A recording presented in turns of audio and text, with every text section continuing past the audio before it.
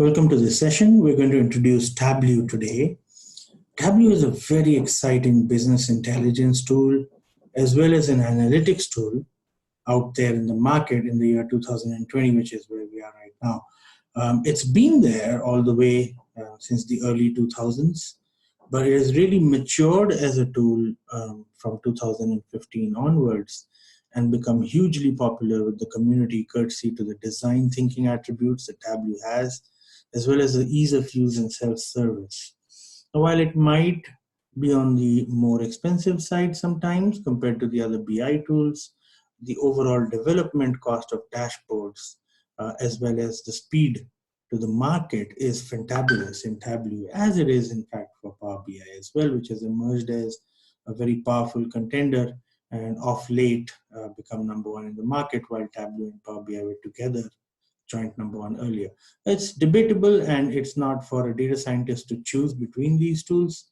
We really need to know both of the tools that are the top one and two in the market, and sometimes even the tools that are in the top 5 or top 10 in the market for other reasons. If you look at the definitive body of research around business intelligence in the world right now, Gartner is hugely popular. And as you can see here, Gartner comes out with a magic quadrant each and every year. And the Gartner is visible over here at the bottom right corner of the quadrant. And I'm going to talk about this quadrant right now. You can see a lot of business intelligence tools, just about everybody out there in the market. It has analytical capability. Descriptive analytics is synonymous with business intelligence. There are a few subtle differences, but for the purposes of today's discussion, we're going to treat them as fairly similar. So as you can see here, you've got 4 quadrants. So you've got the leaders on the top right, and I'm going to point to them here. You've got Power BI and Tableau. And you've also got, apart from the leaders, you've got the players in the bottom right segment who are the visionaries. They also have a lot of vision. So you can see people who are pushing really hard, including Salesforce, which by the way now owns Tableau. Salesforce has acquired Tableau, but SAS, SAS, SAP, Oracle, everyone has products that really are pushing the envelope and the boundaries of business intelligence. And you can see other products as well. So you have the challengers, and one of the most popular challengers is actually MicroStrategy. It's in use quite a bit, as well as some of the other softwares. And then you've got the niche players who are focusing on a particular kind of analytics, and you see their names over here in this particular quadrant. They're there for particular reasons. They're focusing. And we're going to talk about Tableau, which is a leading software in business intelligence, arguably the number one or the number 2 in the world. And let's go right ahead. So the first thing that we're going to do is we're going to learn how to download Tableau on our computers. So let's see if we can quickly go to Mozilla Firefox, and I'm actually going to type Tableau. Now you can optionally type Tableau desktop and hit enter, and you get all of these links. Now, one of them is download Tableau desktop. So it's a 14-day free trial. By the way, after that period, you can get a free version of Tableau called Tableau Public as well. And Tableau Public, well, it's got most of the features and functionalities, but it is free for lifetime. So you can use this to create Tableau visualizations and publish them on your public profile. Be careful not to do confidential information because it will be visible to others. It is by nature called Tableau Public. If you need to work on sensitive data and publish sensitive data, then you do need to procure Tableau Desktop or Tableau Online. Now, for now, we know that Tableau Desktop has a nice 14-day trial period. So we're going to come and click here and download Tableau Desktop. And here you go. So you can enter your business email ID. For the reasons of simplicity, I'm just going to type a simple email ID here. It's not a business email ID, but it's just for a demonstration purpose. Now, once you've done this, you can actually hit the download free trial button. Now, it's going to start your download, and on the bottom left corner of your screen, you'll see Tableau will begin the download, and we can see that now. It asks you a question: would you like to save this file? And yes, I hit the save button, and the download begins. Now, by default, the download comes on the bottom left corner of your screen, or it comes in the download version, I'm sorry, the download folder of your PC or Mac. But in case your download does not start, you can always click here and manually start the download as well. So you have those options. Now, once you navigate to the download folder on your PC or laptop or your Mac, you double click the file that opens up here. The file name is mentioned right here. It's Tableau Desktop, the 64-bit version, which by definition your computer ought to be 64-bit. In order to install this, and this is 2020.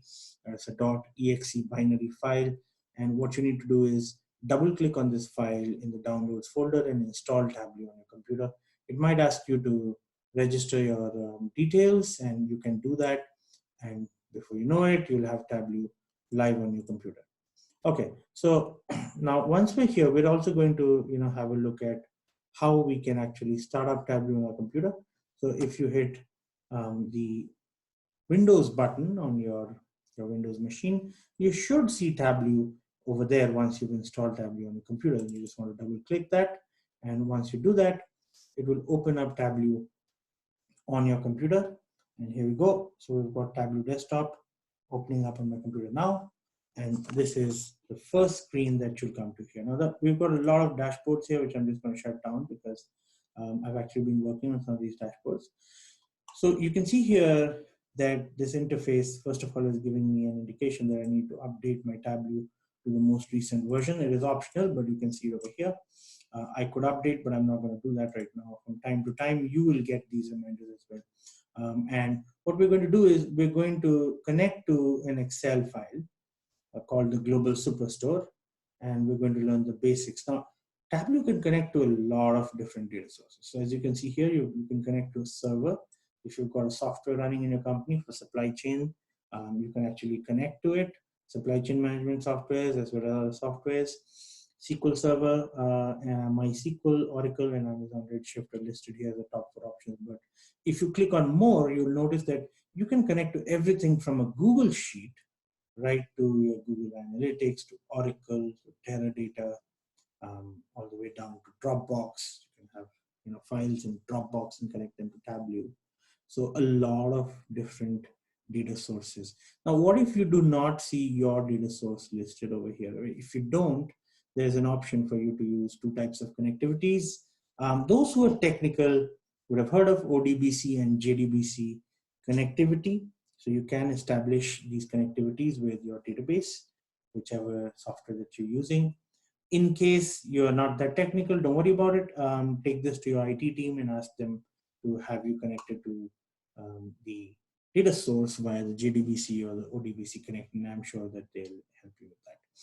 Now, you can also connect to a text file like a CSV file, a JSON file, which is a particular kind of file format. There's Microsoft Access databases, even PDF data, spatial data, statistical files, and more.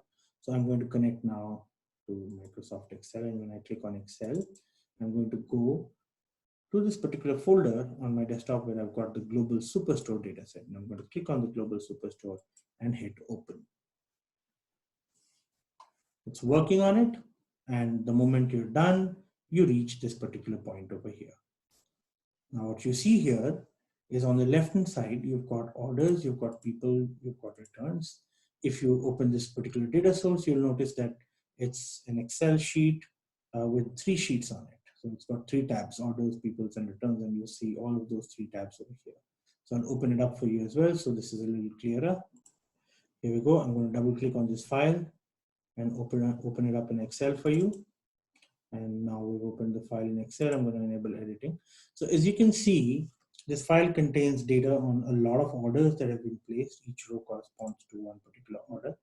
There's an order ID, order date, shipping date, mode of shipping. There's some customer details over here. There's the segment of the customer, and a lot of other information, including geospatial information like city, state, and country, and postal code, as well as logical information like markets, which market it belongs to, and then product information about which particular product, which category and subcategory the product belongs to, the product ID and name. And then finally, there's some numbers. There's some sales, quantity, discount, profit, shipping cost, There's also something called order priority, with how soon you need this order to reach the customer. So these are orders, and then there's also the returns, which you see over here. You can see the order IDs that were returned, and there's also the people that have actually placed these orders. So you've got these three data sets here. Now, when you go to Tableau, and I'm just going to navigate to Tableau now. Just give me a second here. There we go. All right. So when we go back to Tableau, we connect to Microsoft Excel and we connect to the Global Superstore.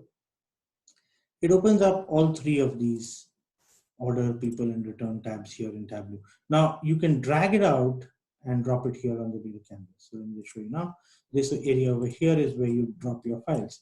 So you basically pick them up from here. You can either drag and drop, or you can also double click. And I'm just going to show you both methods. So I'm going to drag and drop orders here. And there you go. It gets populated. So your orders have just got picked up. Now you can see that it's working. It's loading this particular data here. And it's working on it. In a very short while, the data appears. You'll also notice that you're connected live to this data. But by the way, if you want to move faster, instead of a live connection to the data source, you could also move to extract. Now, what will happen is that entire data will get extracted and it'll be a little faster, but it won't refresh dynamically if you make changes to the original data source. So I'll stay with live for the time being, so that any changes I make in the original data source can be refreshed here via this refresh button that you see over here on the top left corner. And you can see down below that Tableau is pretty interesting. So let me just show you a couple of pretty interesting things that you will notice about Tableau.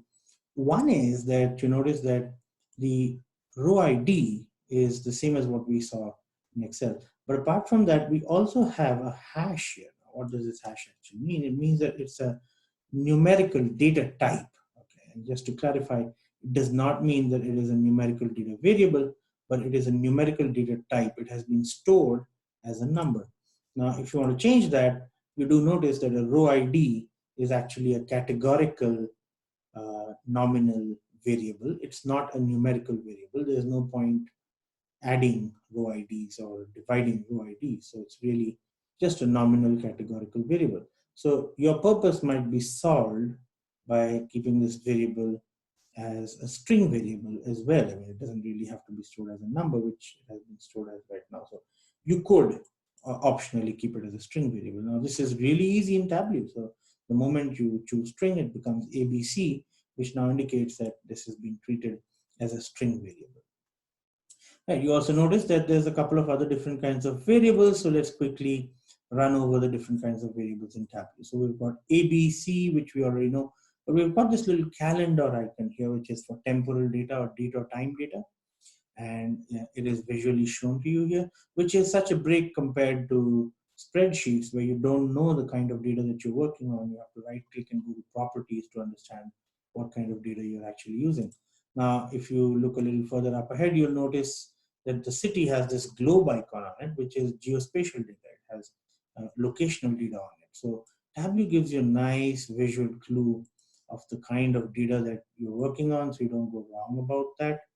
Right, so you've got numbers here. These are good. I like these being numbers because we can actually, these are numerical variables. If you look at sales right now, it's actually a continuous numerical variable in this particular case, and quantity here is a discrete variable because you cannot order 7.5 Plantronics headsets. You can only order 7 or 8. So, and then you've got discount and profit, which and shipping cost, which are all continuous numerical variables.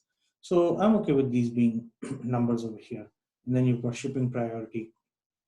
All right. So you also notice, by the way, that if you drop, returns over here, Tableau automatically detects that there's something in common between the orders and the returns. And if you click on the blue area here, in the Venn diagram, you'll notice that it's an inner join. Basically, it's joined both the tables and it's showing you the rows that have a particular column called market in both the tables. So it's done a join for you automatically. Anyway, for the time being, I'll close this and we will remove returns, and I'd like you to do that as well. Now, you'll notice that all the work in Tableau does not occur on a spreadsheet. It actually occurs over here, which is on the sheet. It looks like a spreadsheet, but when you go there, you'll notice it's a little different. So here we go. I've clicked on sheet 1 here, on the bottom left corner, and this is where you arrive, and this is where all the action is.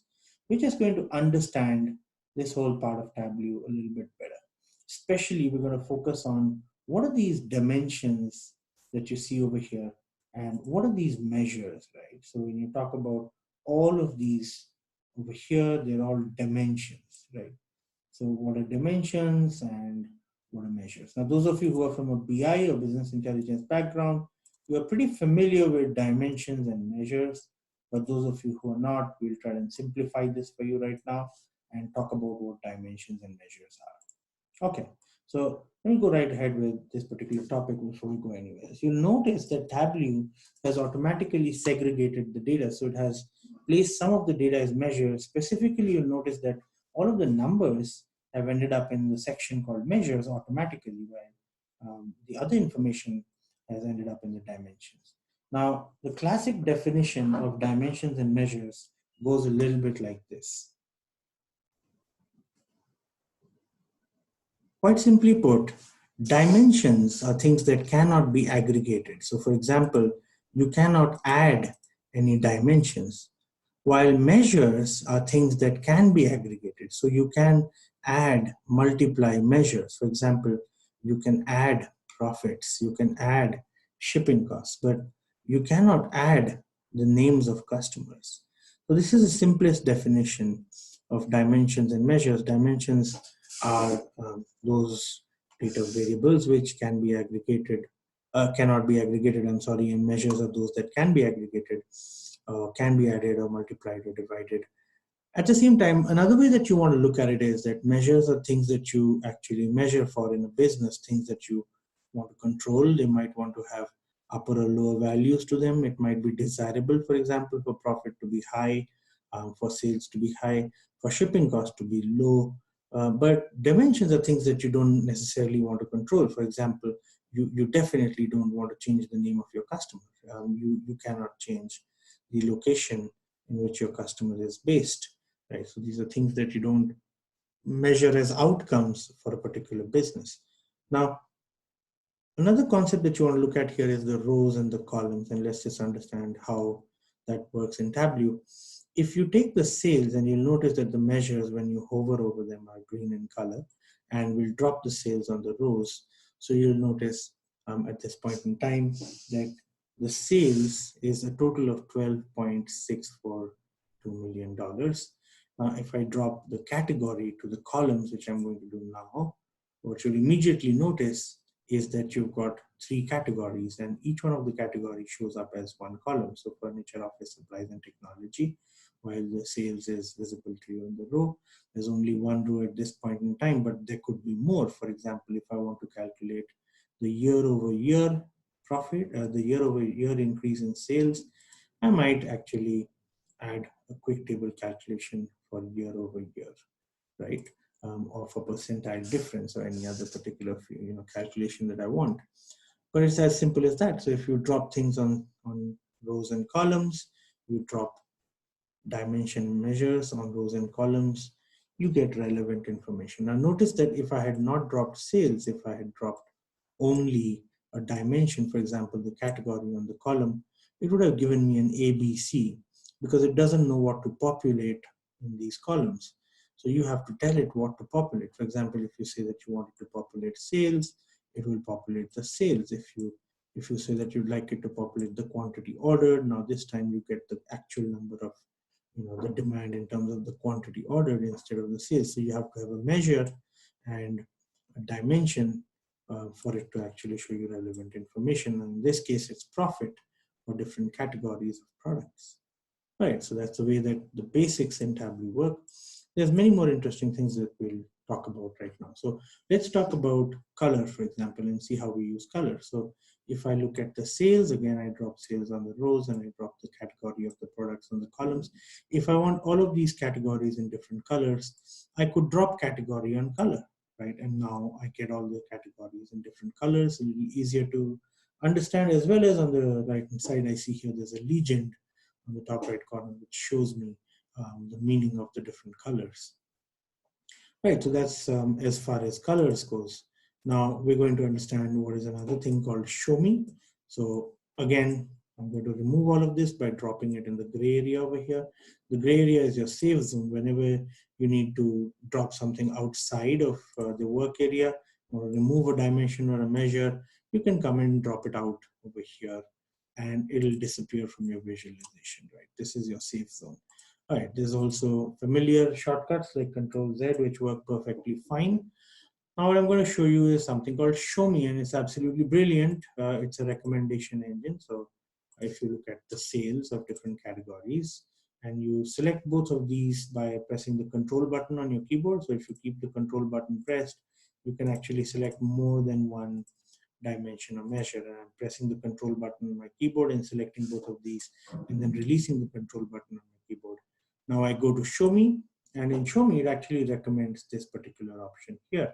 So if I hover over it, it says this is recommended, but there's many more. This particular one is called horizontal bars, and there's a reason that it recommends horizontal bars and not vertical ones, which is a design thinking reasons. So this would be sales by category. So you could even right click on sheet 1 here and just rename this sales by category.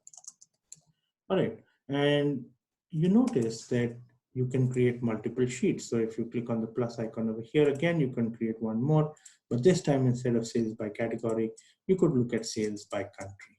So that's also possible, but this time it recommends a different chart. It recommends this particular one here, which is called a symbol map. And it even says, at the bottom of Show Me that a symbol map is recommended if you've got one geographical dimension, zero or more other dimensions, which are not geographic in nature, and 0 to 2 measures, up to 2 measures. All right, there you go. So this is another option that you could double click. And you see all of these options here, like these packed bubbles, different countries and the sales in different countries. It would be really nice to see some color. So I could always drop country on color and get colors, but this one might be a little too many colors. We actually don't recommend so many colors for different reasons, because it's hard for human beings to comprehend. All right, so that's your basic introduction to the Tableau interface. Now, once you've actually built a visualization, this is a very basic one over here. If you'd like to go to the presentation mode, you can click here for presentation mode, or hit the F7 button on your keyboard. I'll just click here and you move to presentation mode. And this is the presentation mode right now. You can hit the familiar escape button on your keyboard and move out of presentation mode. There's a bunch of other things you could do, like use the entire view, right? And I'll just show you that. And this makes more use of the space out here, but it's a little too big for some people, so it's perfectly fine for you to choose fit the width, and that'll be okay as well. There's a few more things like labels. So if I click on labels here and show mark labels, you'll notice I actually get to see the amount of sales along with the bar graph, right? And that's the label. Now, if I look at the size has a different set of uses. Suppose you look at the packed bubbles, and you can actually change the size as well in some cases, especially in the world map. So let me just show you here. If we look at the sales for different countries and click on the world map, right, there you go. So you can increase the size over here of the sales bubbles. That's size. There you go. And there's more things called details and tooltips, which we'll learn about later. There's a lot of other things, but it's relevant to mention that the Control Z button works on your keyboard just as fine. And it is possible for you to sort using these buttons here on top, as well as swap the axis like this. It's pretty easy in Tableau. You can sort it in descending and ascending order. And all of these things, you can practice along on the global superstore dataset. So great. I hope you had fun.